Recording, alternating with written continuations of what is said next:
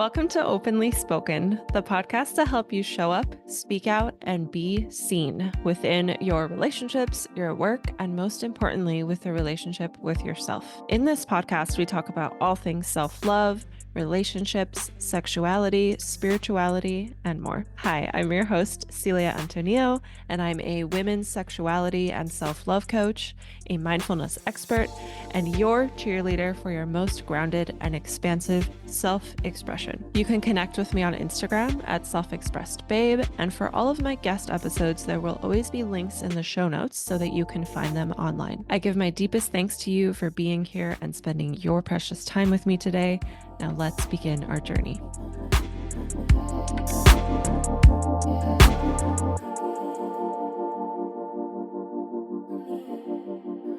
All right. I don't know where to look. I know my camera's here, but then I'm not looking at you. So we are recording. At myself. Hello. All right. Welcome to Openly Spoken. Today's guest is Christy Yip, but you can call her ChiChi. And ChiChi is an empowerment coach who inspires women to be their most authentic, self-expressed selves so they can live unapologetic, pleasure-filled lives and recognize their worth so that they can manifest what they deserve. And our desire today is to talk about STI stigma, but as always, we're here for wherever direction the conversation flows. So yeah, thank you for being here with me today, Gigi. I'm excited. Yeah, I'm excited to be here. Thank you for having me. I love that. So right before we started recording, we did talk a little bit about your kind of transition out of nutrition. And I'm wondering if you want to share a little bit of your story before we dive into our topic today. Sure. Yeah. Well, for the last few years, I have been a body and nutrition empowerment coach because that was something I was really passionate about. And it actually really kind of ties into what we're talking about today. So okay, awesome. Yeah, which is it's a long story. So I basically got started in body and nutrition empowerment coaching because for most of my life I struggled with body image, my dieting, and just my relationship with my body and my relationship with food. And I started healing from that when I received a STI diagnosis. But it's a longer it's it goes more into self-love and all of that. But essentially I was doing body and nutrition empowerment and coaching because I was this is what I've had to heal from, and this is what I want to help others heal from. And then after doing it for a bit and also just not really finding that much traction, and also just kind of not feeling as excited about talking about it anymore, I decided to pivot away from it. And we're in this Vita coaching, sex, love, and relationship coaching certification together, and that's been something that's been really exciting me a lot more, is diving into more of still in that self-love realm, but also self-expression and also sensuality, and just getting more in touch with that rather than focusing too much about body image and nutrition. Because we were talking about, I was I haven't posted about nutrition in a long time, and it's not exciting to me, so people don't even know that I do nutrition stuff. I think nutrition's important to me still, but I'm not hey, here's 5 things you to eat in the morning. I don't, it's not that content doesn't spark joy in me anymore, so I've moved on from it. It's interesting too how nutrition can be a gateway into more of body work, because it's it's essentially what you're putting into your body. It's what becomes your body. And I can relate with that too. Nutrition is how I got my start.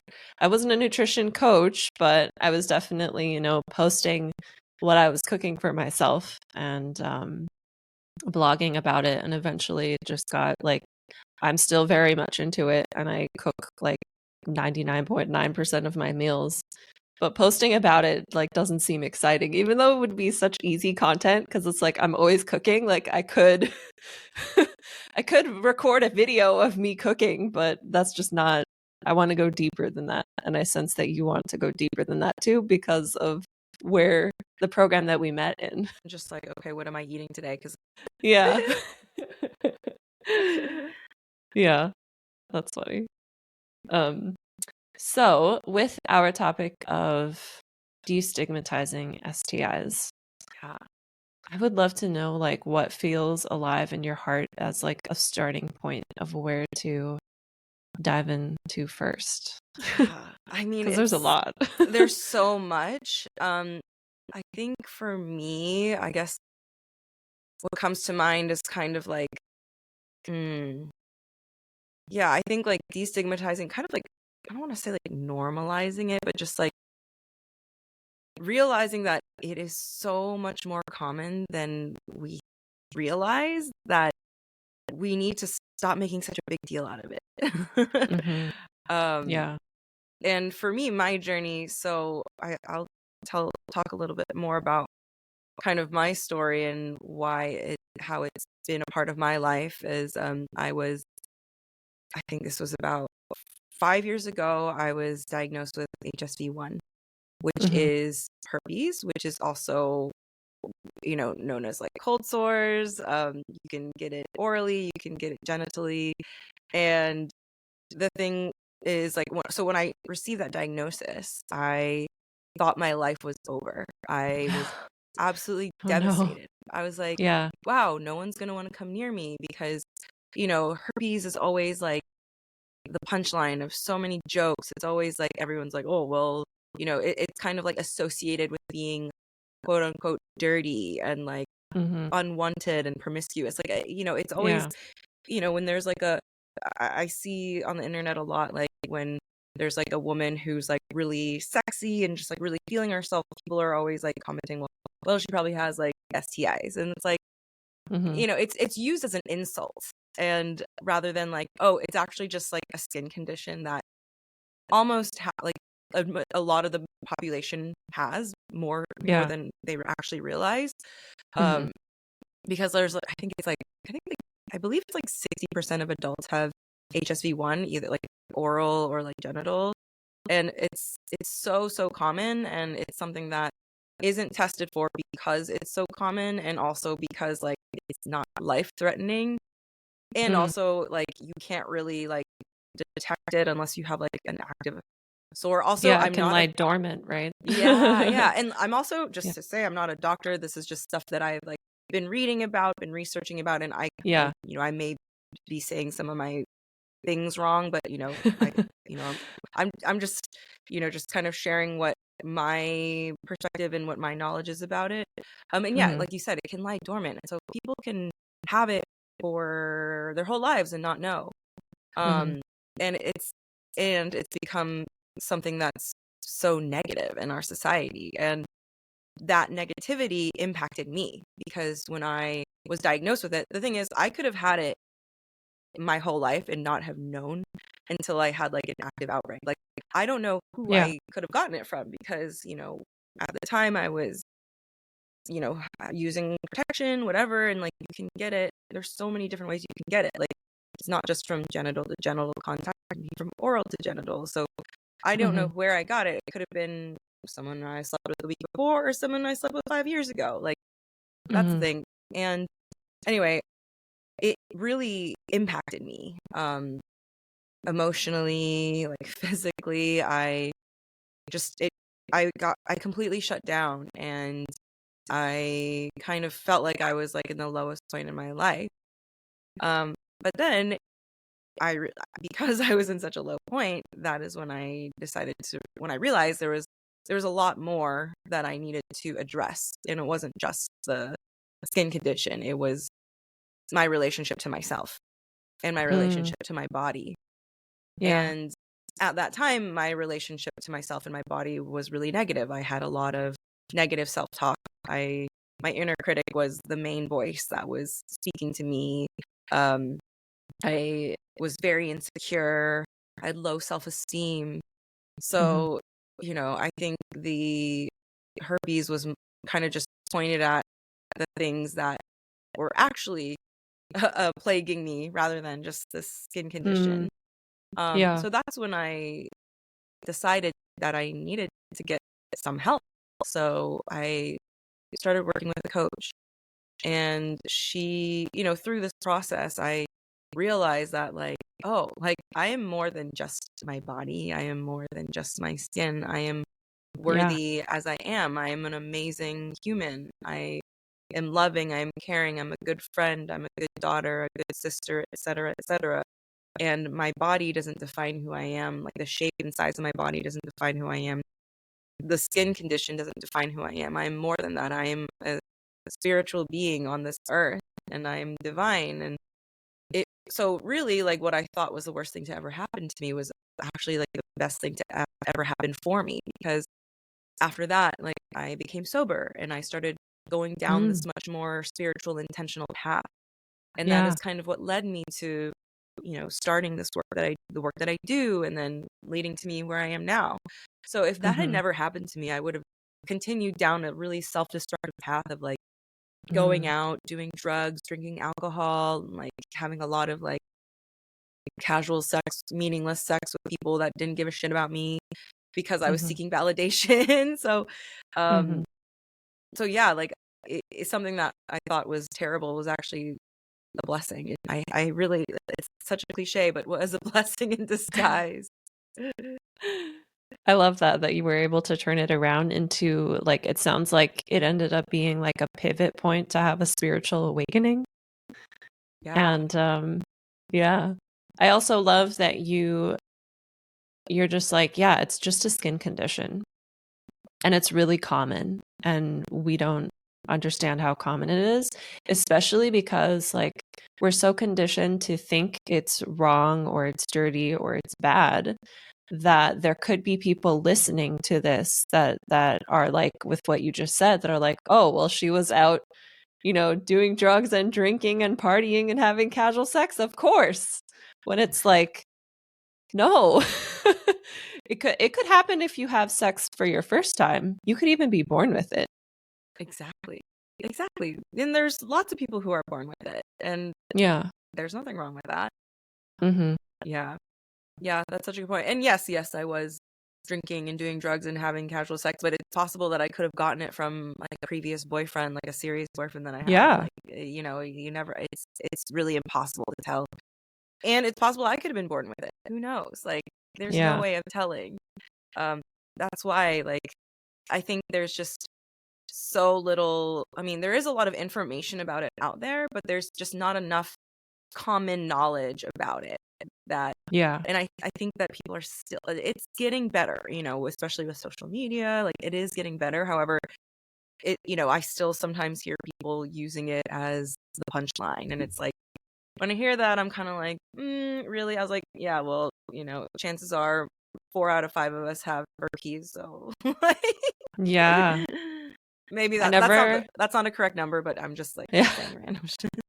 I never thought of that, and that's such a good thing to point out because personally I love watching stand-up comedy. And yeah, that's definitely used a lot. That's something that needs to be noted and needs to be like, it's not okay. Yeah. Yeah. And, I definitely don't want to be like, oh, well, I don't want to be like censoring people in the way they make jokes, but it's kind of just like, once people really know the truth about it, it's like, oh, it's actually like not that Not that funny. funny. It's Yeah. like, oh, that's kind of like a really, I don't want to say cheap joke, but it's kind of like, okay, like it's It's low-hanging fruit. 2023. Yeah. Low hanging fruit. It's 2023. Like, come on. Yeah. Yeah. And then also like with society's I guess like dialogue or perspective around STIs and STDs as well. Like if you have something that I guess your body's like fighting it, or correct me if I'm wrong, like when you on top of that are feeling like you are unworthy and dirty or bad, then that's just like an extra thing on your immune system as well.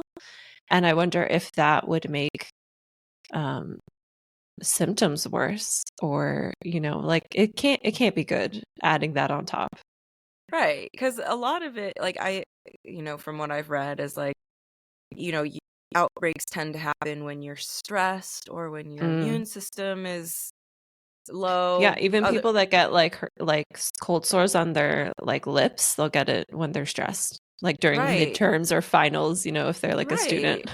Yeah. So like they'll just pop up, and it's like, yeah, like, so, you know, when you're feeling low or like, you know, kind of negative about yourself, that's not helping. So like, you know, that definitely doesn't help your situation when it comes to like supporting your immune system and your nervous system. So then how did finding out about your diagnosis change dating? Yeah, well, it has changed a lot. And because of that, and also because of just like the work that I've been doing on myself, I've become much more discerning about the people that I allow access to me and my time and my energy and my body. I'm much more discerning.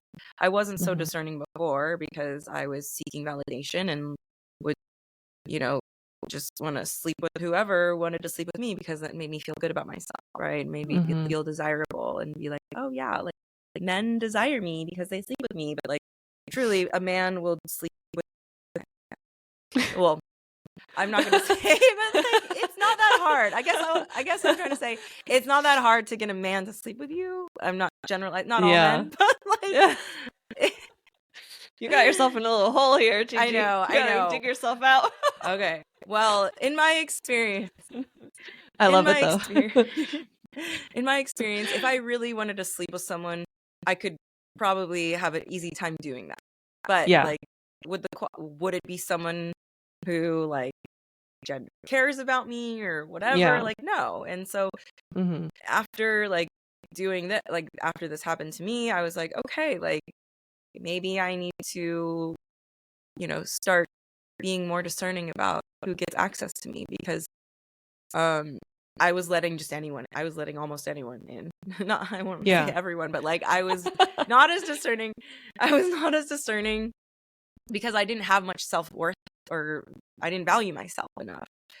And I'm not saying that like women who sleep around don't value themselves. It's just that I wasn't valuing myself the way that I was treating myself and the way that I was behaving. And so now I'm like, okay, like if when I'm dating, I actually like want to get to know the person and see if this is someone who's worth my time and energy and worth going down this path with. And which means like my prospects are the pool is much smaller and but higher quality. Exactly. It's about quality and not so much quantity, which is like, that's much more important.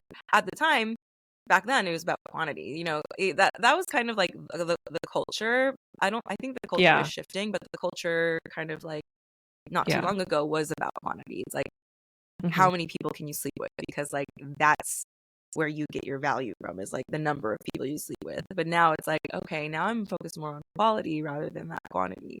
And it's been a lot harder because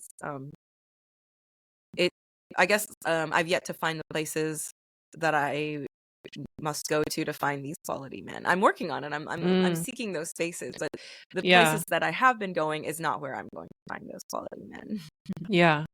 Yeah, that makes sense, especially when you talk about how like you were going out and stuff. Like it's very common to meet people at like a bar or like at happy hour, or I feel like those two are like the most common. And it's not that there's anything wrong with that, but it's hard to realize like just how many different spaces you can meet people.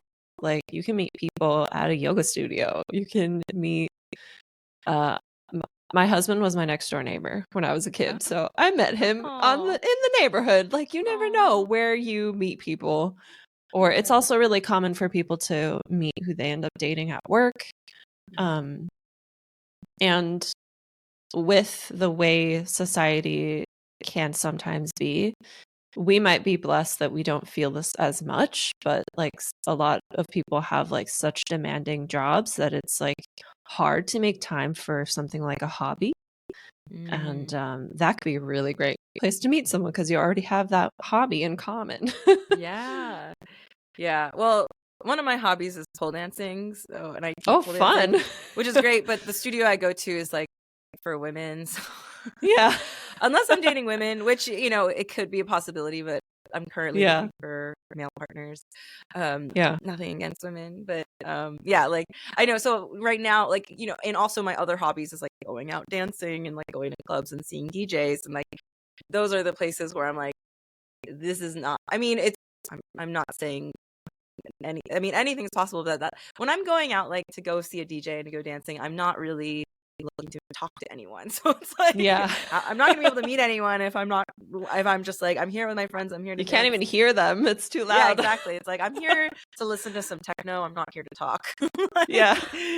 so I am kind of like looking for spaces that are more conducive to like meeting people, and it's I'm taking my time, and I'm starting to kind of like poke my head into like spaces and communities that have potential. So Nice. yeah. I'm happy for you.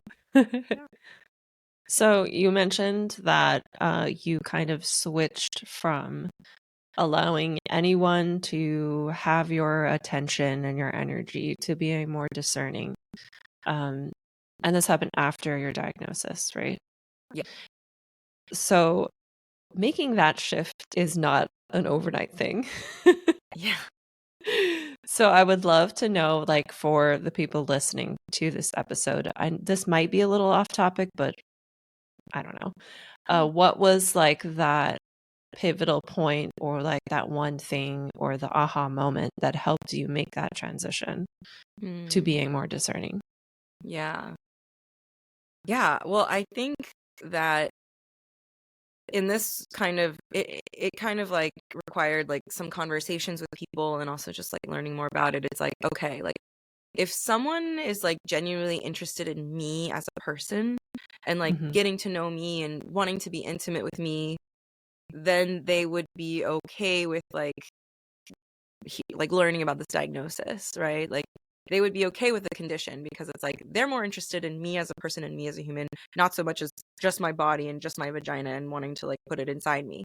So and like the type of person who would be more interested in me, like as a human, me, ChiChi, like they would be of that higher quality. Like I would need to be discerning of like, oh, is this person actually interested in me as a person? Do they actually Mm-hmm. want to get to know me as a human, rather than just sleep with me? Because if someone's just trying to sleep with me, that's like, then they're probably, they're probably gonna freak out and like walk away, which is fine. Yeah. Like that's not a big deal. So it did take some time, and also, so like that was something I realized was like, oh, like if someone actually like cares about getting to know me, then like they're probably worth my time and me worth sharing this piece about me. Mm-hmm. And also just like working on learning to like love myself again. And I say love myself again because we're not born hating ourselves. Yeah, we're We're not. we're not born hating ourselves. That's something that we're taught. Mm-hmm. That's something that Especially women, I feel like we're taught that more than yes. Yeah, than like people born in male bodies. absolutely. So it's like we're taught that by society. That's how we're conditioned. So, when you see little children, like they don't give a shit about like their Yeah, they body don't. size. They're just happy and they're just joyful, and they love themselves. Yeah. And so learning to love myself again was like also part of being more discerning. It's like, like I love myself. I'm obsessed with myself. So like whoever gets access to me better be just as like love, like see my value as well. So, and if they don't, then they don't deserve my time and they don't deserve my energy. So Mm-hmm.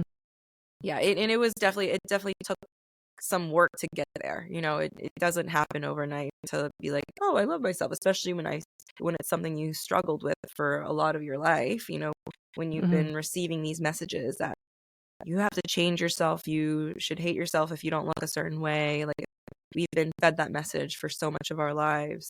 It's Yeah. difficult to like recondition yourself, but it is an ongoing process. I'm not saying that I'm like completely there, but I'm definitely a lot farther along and closer than I was 5 years ago. Mhm. So first it was that distinction of like realizing that if someone is willing to really get to know me, then they are someone who I could feel comfortable sharing my diagnosis with, and other people are just not aligned with me. And then from there it was learning to love yourself again.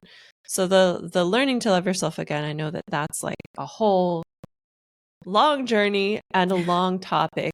But just so that, and like anyone who's listening, so that they have something they can, I guess, dive into or try on, what would you say to them?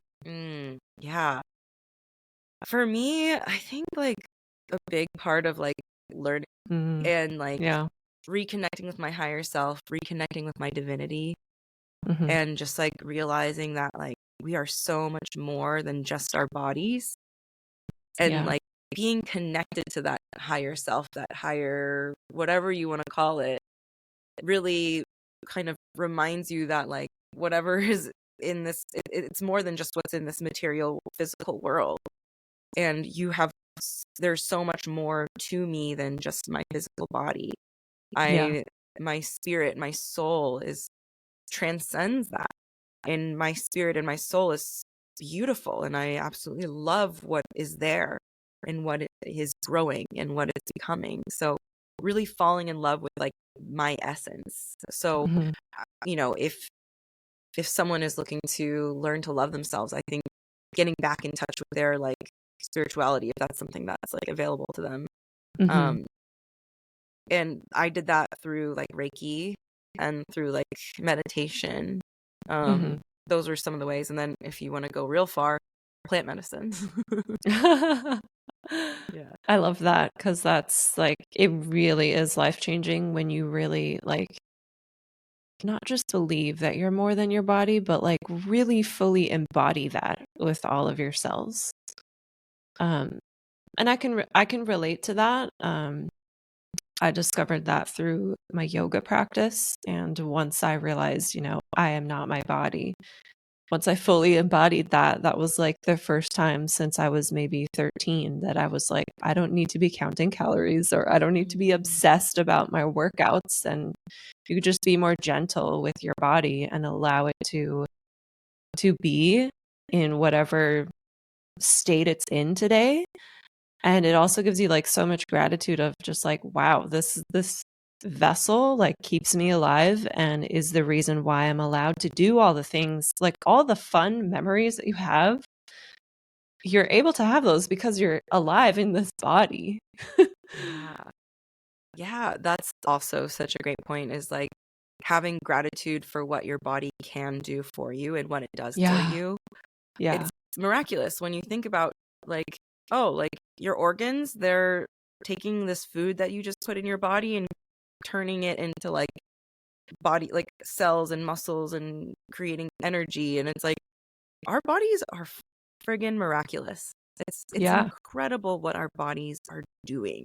And it does it no matter how big, how small, how short, how tall. It's this beautifully designed machine that's just like constantly working, and it's like having like knowing what your body really is doing for you all the time, and like having gratitude for that is just like also is like another path to learning to love yourself, and also just appreciate your body, and like kind of and kind of refocusing it on like taking care of it, rather than being like, oh, what does it Mm-hmm. look like today? It's like, oh, like Yeah. how is my body feeling today? Am I feeling good in my body? Um, and also like getting injured. Like I last year I like injured my back Oh, like pretty badly, because I was like at the gym, because I was like trying to like get real buff. I was trying to get buff. And I hurt my back, and like I was yeah. out for like it hurt to like bend over, it hurt to like roll over in bed, like it was bad. Oh, And man. I was like, wow, like maybe this is a sign that I need to like stop caring about how buff I am. Yeah. Because I was like, yeah, I want to grow my booty, and then I broke my back. So, but getting yeah, like, strong sounds very empowering, though. yes, Like, I don't know if yes, you necessarily have to get buff to be strong, but like, right, that sounds yeah. like I want to do that. Yeah, now my focus is like feeling strong rather than like having my body look a certain way. But it's like, yeah, I love feeling strong, but Yeah. I was overdoing it, and then I hurt myself, and then, you know, not being able to move like made me really grateful for the times that I was able to. And now that I'm like healed, I'm like, I won't ever really take that for granted, because I feel like a lot of people, we take our bodies for granted until, like, you don't have what you have until it's gone. And that's like, yeah, I know. that's, I think yeah. about that all the time. Yeah. Yes. Because like it's really like, even this might be a little off topic, but like I have this friend who always votes with this thought in mind of like, you could be handicapped like that. So if there's like some sort of bill or something going on in her city that like affects people who are disabled or who are getting Social Security, like she kind of puts that thought in mind of like, you could be that person tomorrow. You could be that person in a week. Totally. And it just takes one incident, Right. But also to kind of veer back to our topic, like what you were saying about like having the gratitude of all the things your body does for you, even when you have like an outbreak, that is your body. That's your body's, like, that is evidence that your body is fighting something off. And that is just like, wow, like my body is protecting me. Like it's fighting something off. Like there's something in my body that it's like, I don't know how the mechanisms work, but there's something in there that it's like fighting against. Even when you have like your back injury, like you feel the inflammation, but like that's there because like new muscle is growing, or there's like something happening there. Right. Yeah, our bodies are so intelligent. Like, they know what to do. Like, our bodies are always our bodies are constantly working to be in homeostasis, which is just like balance. So like it will do whatever. Like, you get like, like wound healing. Like when you get a cut, your body knows is just gonna automatically start getting to Isn't work that on crazy? healing itself. I know. And like these are things we don't think about. Like we don't think about these until it's like, oh wow, when you think about it, you're like, holy shit, that's so crazy.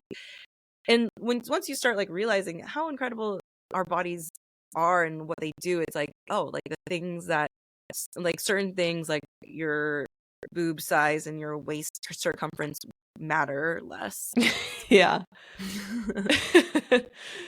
Yeah, because they essentially don't mean anything. We're just conditioned to believe they mean something. Right. And we're also conditioned, like for people socialized as women, we're conditioned that like our bodies are for someone else to enjoy.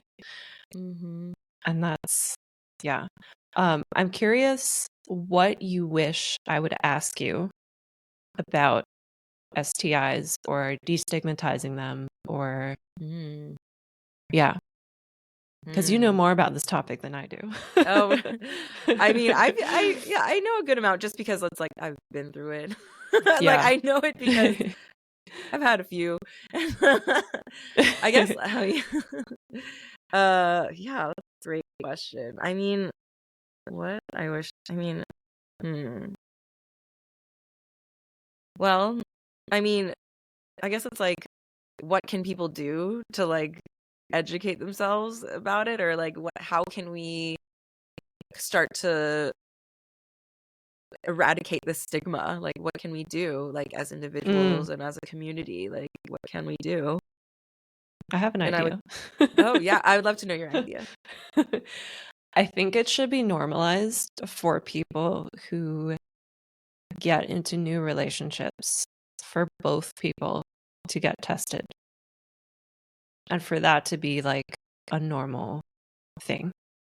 And like that is something that when I have kids in the future, like when they're teenagers, or hopefully they're not having sex before they're teenagers, but I would I would want to tell them, like you like this is a normal thing to get tested, have the person get tested, and for it just to not be a big deal.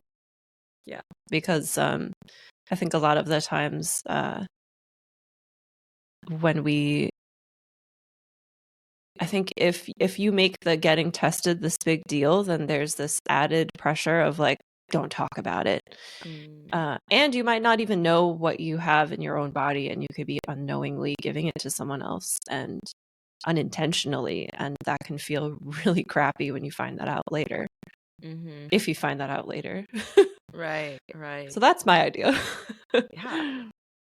I love that. Like, that is definitely something people who get into like relationships or any sort of encounters, that's like to talk about it. Just be like, hey, when's the last time you got tested? Like, and yeah, that's such a good point. And also I think I mean, education is so important. Like, I received like some education about STIs when I was in school, but a lot of it was like, how STIs are bad, how you don't get them? Abstinence. And I was like, or using a condom. Right. And that's but it's it. like, Yeah. right. It's like, yeah, use a condom, don't have sex, whatever. Like, here's how to not get an STI. But it's like, what about talking about like, here's what happens when you do get one? Like, instead like of here's being how to like, recognize it, instead of being like, what's happening? right. And it's like, most STIs are treatable. Like, this is how you get tested, and like, this is what to ask for. And like, instead of like making it some sort of like scary thing, it's just being like, hey, if you're a sexually active adult, you will most likely encounter this because it happens and it's fine. Like, you're gonna be okay. It's totally okay. I mean, I remember when I first got chlamydia for the first time, I was like, oh my god, like, this is terrible. I can't believe this happened to me. And then my friend at the time, he was like, well, I have gonorrhea and chlamydia, so whatever. And both of those are they're treatable, right? You can, yeah, they're treatable, and then it's gone. Yeah, and then it's it's not like a gone. lifelong thing. No, and it's not life threatening. I mean, there are Yeah. some that are life threatening, and like, those are ones that's why it's important to get tested, is because like, you might not know that you have life threatening diseases, and we should normalize testing for it. And yeah, also, however, I've heard there is like a like an antibiotic resistant strain of gonorrhea going around. Oh, but no. we don't need to talk about that. Don't scare everyone. Yeah, okay, but the point is, like, that's why we got to normalize talking about it and getting tested, and being like, hey, like, True. oh, okay, like, instead of just like being afraid to broach the subject because you're afraid of being judged, or whatever it is. I do also want to mention, like, if you have something, like, if you like share, it is, and I think it really is up to the individual, but like, it's important to disclose. I've been in situations where I would disclose to the person, and they were like, oh yeah, I have it too. Oh yeah, I was totally gonna tell you. I was like, were you though? Yeah. Were you though? Like, oh, man. you told me after I told you, and your pants are already up. Like, yeah. Yeah, I'd be like, nah, this isn't happening because you weren't gonna tell me. It's like, so, that's the thing, is like, that's happened to me a couple times where I'm like, by the way, like, this is my situation. And they're like, yeah, I have it too. It's fine. I was gonna tell you. I was like, no, you weren't. Like, you weren't gonna tell me. You're just gonna try to sleep with me without saying anything. But anyway, that's just some anecdotes. But like, yeah. Like, I think by normalizing having that conversation, it's not gonna be like, oh, who's gonna say it first? Like, oh shit, like, if she doesn't bring it up, then I won't bring it up. It's like, why don't we just like be okay with bringing it up and not making it so scary? And that's still stuff that I'm working through, I'm not gonna lie, like, because it's like, I don't know how it's gonna be received, because it's still not super common for people to be talking about these things. So it's all about finding those people who you're like, all right, I think it's safe to like have this conversation with this person. Yeah. And not everyone's going to be there, but you as an individual, you need to be an advocate to normalize it, you know? So like putting yourself in these uncomfortable situations, because yeah, it can be really uncomfortable because it's still kind of like there's still that stigma that exists. But I think by me like putting myself in more uncomfortable situations, it helps the broader population. It helps everyone. It helps us all when it comes Yeah. to our sexual health. So Yeah. And the people that you've encountered one-on-one who are like, I was going to tell you, maybe the next time they will tell, because maybe you broke the ice in that way. that's a good point. Yeah. I also think that any kind of communication around sexuality anyways is very vulnerable. And even if STIs aren't a part of the conversation. So maybe like I think that, because I also had sexual education class in high school, but communication is not talked about at all. And I think that's a big missing piece, because schools are so old school, I think, and outdated when it comes to their sexual education, that they're just focused on, let's just have kids not have sex and let's scare them about having sex. And it's like, kids are curious. If they want to do it, they're going to do it. Yeah. So if we can normalize that, you need to be able to have these honest and vulnerable conversations, because there's so many things you need to talk about. Then if that was normalized as well, that could probably help normalizing the conversation about disclosing or asking to get tested. Because that could be scary too, to ask your new partner, like, hey, can you get tested first? Because you might be like, you might be scared of how they're going to react. They're going to be like, what do you think, that I have, because of the stigma around it. Right. So true. Yeah. And I know this is kind of like going down another rabbit hole, but like I feel like because it's part of our education system, and like our education, like in certain states, like some states, like they don't want to teach that. Yeah. And it's like, yeah, that's true. Some states don't even, some kids don't even know. Like, there's an example of, I don't know if you remember that show, was it called 16 Teen Mom or something like that, or 16 and Pregnant? Did you ever hear about that Teen show? Mom on MTV. I never watched it because I was like, what is this? That was like super popular when I was in high school. And I Yeah. remember there was one girl in there who lived in Tennessee, and she got pregnant her very first time having sex because she did not know that she needed to use protection, because nobody told her. Oh my gosh. And it's just like, why are we so afraid of education? Well, Maybe, yeah, I have some ideas. Well, I have Don't ideas as eat well, from but the tree of knowledge. Yeah, exactly. That's what I was thinking. Right. It's like the more we know, like, Yeah. I'm not gonna go there right now, but Yeah. So did you want to say something before? It looked like you had something on the tip of your no, tongue. I was gonna say I'm not gonna go there Okay. with the why they don't want us to be educated. I'm like, well, no comment. Yeah, exactly.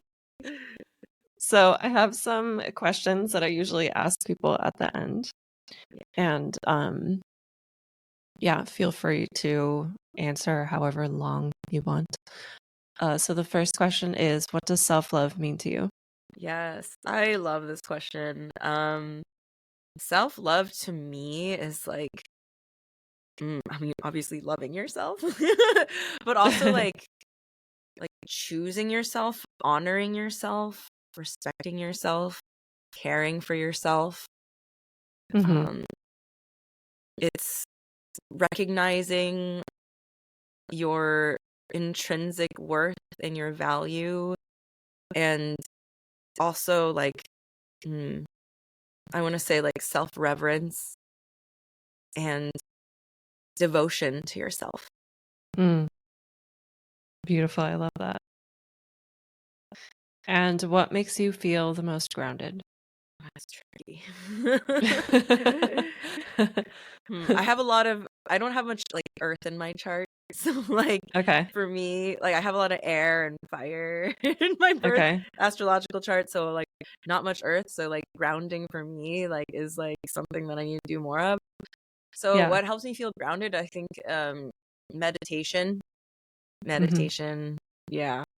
Doing my meditation and like tarot readings in the morning, that helps me kind of like reset myself. And also like moving my body, like Yeah. dancing and moving my body helps me feel grounded. What's your favorite part about being human? Mm. It's a new question. The first thing that came to my mind was food. Ooh, hell yeah. I love Getting food. to eat food and like eat delicious food is Yeah. like the best part of being human. Yeah. I I'm think, just like yeah. thinking about food. I'm like, yes. Food is such a like sensational experience. That's why earlier I mentioned that it's interesting how a lot of people, like you're not the first person that I've come across who started with nutrition and is now leaning into sexuality as like the type of work they're going to be doing. I think they're very much related. Yeah. You said it was like a gateway, and I'm like, oh, it is very much a gateway. Yeah. Food is the gateway to sex. Yes. But yeah, getting to eat food, because like animals, they have to eat, like they have to like forage for their food and like hunt their own food, and they usually eat the same thing. They don't get to like experience like a hamburger. Yeah, they don't have the variety that we get to have. I think about that all the time because my cat, I've been feeding her the same exact food for like 3 years of her life. Right? And she eats it. She's fine with it. But she always looks at me when I'm eating stuff and I'm like, I wish I could give you this, but it has garlic in it. Sorry. I know. I always wonder, like, this is so off topic. We're going on a tangent, but I always wonder, because yeah, like dogs and like pets, they all eat the same food every day, and I'm like, man, if only you knew. I mean, they know, but it's like, oh, they won't ever get to experience. I'm like, I love dogs. So I'm like, you won't get to experience this. Yeah. And then one more question, and then we'll dive into where to find you and where people can connect with you. What is your favorite part about being a woman? Oh, yes. I mean, I feel like women are just like so powerful. I love just like how powerful womanhood and like femininity is. Like, I just love that like feminine power. Yeah. I love and that. once you like know how to harness it, like it's just unstoppable. So for everyone listening, where can they find you? Connect with you. The best place to find me would be on Instagram. My handle is ChiChi_loves you, because I do. And yeah, so find me there. My links are there. My website still needs to be updated. My website is thesistriarchy.com, and it's kind of like patriarchy, but instead of patriarchy, it's sis as in sisterhood. So that's where you can find me.